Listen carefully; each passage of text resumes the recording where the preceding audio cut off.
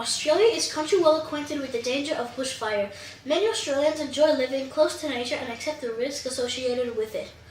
In 2009, a series of fires started in the rural hills just outside of Melbourne City in Victoria, fueled by one in 1,000 years weather phenomenon.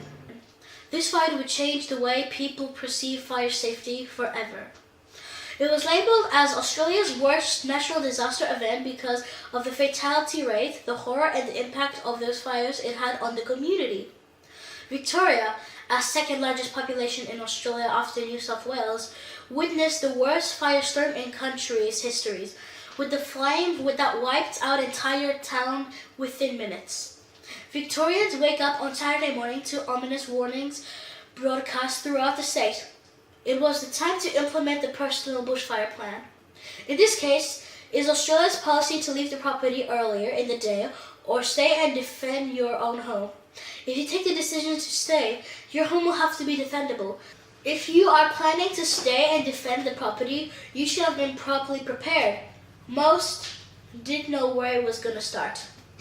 At about 11 a.m., they became aware that the northwesterly winds, the temperature began to rise. All predictions from the day before were coming true. With a temperature of 40 degrees Celsius, it was all ready to happen. It just needed a spark. At 12 noon time, the fire stations received the message alerting them to a small grass fire burning only 10 kilometers from their post. They had no idea that this fire would eventually turn into a 150-kilometer fire front that would go on to devastating the state of Victoria. People from far away were confused clouds with the bushfire smoke. There was no panic. Within minutes, the small seeming harmless fire is quickly gaining momentum, racing at high speed. The wind provides oxygen, so the fire intensified. With winds gusting over 100 kilometers per hour, the fire crew had no tactical advantage to slow down the spread. The wind pushed into an oil-drenched eucalypt plantation, which exploded into a massive black smoke. The eucalypt plantation is full of oil-based product, which acts like the gas. It's like big trees full of gas, and they just added to intensity of the fire. It just fried everything within its environment. The fire crew can do little to stop the fire, which is now burning out of control, hectares of forest within minutes. As the fire gains intensity, it generates more heat and there is nothing more the crew can do. But prepare for the worst.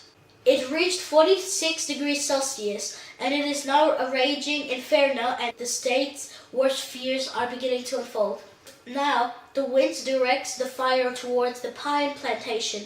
In just 2 hours, the fire travels 60 kilometers, burning thousands of hectares of bush. The sparks burnt off the trees are now getting carried by the wind and in the smoke, ahead of the fire.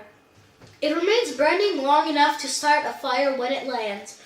It is called spotting, and it was spotting 15 kilometers ahead of the main fire. The spotting created a massive column of flames, exploding gases. Even the fire experts were caught off guard by the unique nature of this inferno.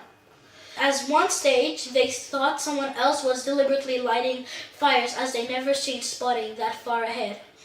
At 2 p.m., the temperature reached 48 degrees Celsius. With over 1,000 spot fire, Victoria is under extinction, struggling to keep up with the emergency phone calls reporting new fires. The people are faced with an impossible task trying to defend their homes.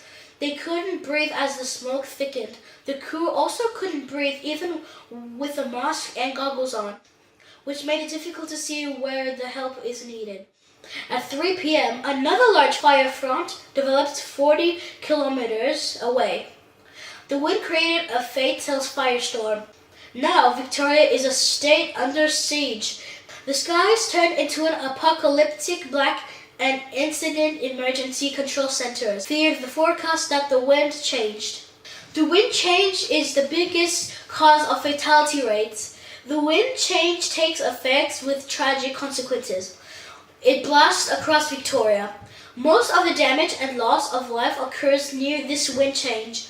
The wind created spot fires ranging from 150 kilometers long. Residents didn't think they are in real danger. They didn't realize how quickly the fire spread. Even the people are given warnings. They don't tend to take them seriously.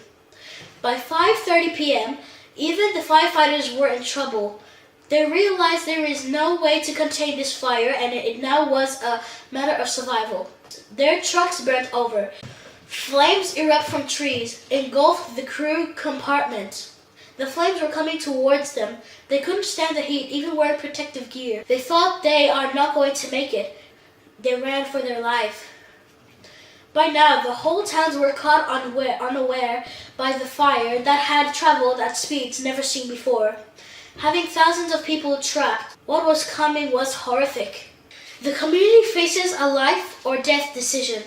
Stay and defend their own properties or run for their lives. Some were trapped in a car heading towards a fire, with the fire coming after them and the trees coming down their road.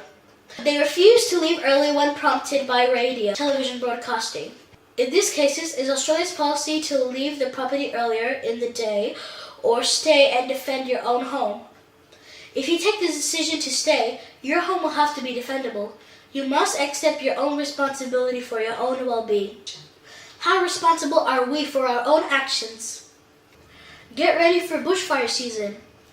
Top 5 actions. 1. Trim overhanging trees and shrubs. 2. Mow your lawn and remove all the cut grass. 3. Remove materials that can burn around your home. Example, doormats, wooden piles, mulch, leaves, paint, outdoor furniture. 4. Clear and remove all the debris and leaves from the gutter surrounding your home. 5. Prepare a hose that can stretch all around the house. How can bushfires be caused? Lightning strikes, campfire fire stations, burning off, arson, road accident butts, broken bottles, and dry grass. Economic impacts. Some of the economic impacts include loss of homes, cars, etc. And for farmers, the loss of livestock and crops has a large cost. Damage to power lines, water supplies, roads, schools, shops, and business in towns by bushfires cost a lot to rebuild, and some people will move away from the area which has had a bushfire. A lot of money, work, and time is needed to rebuild a town and to get a community back to the way it was before the bushfires.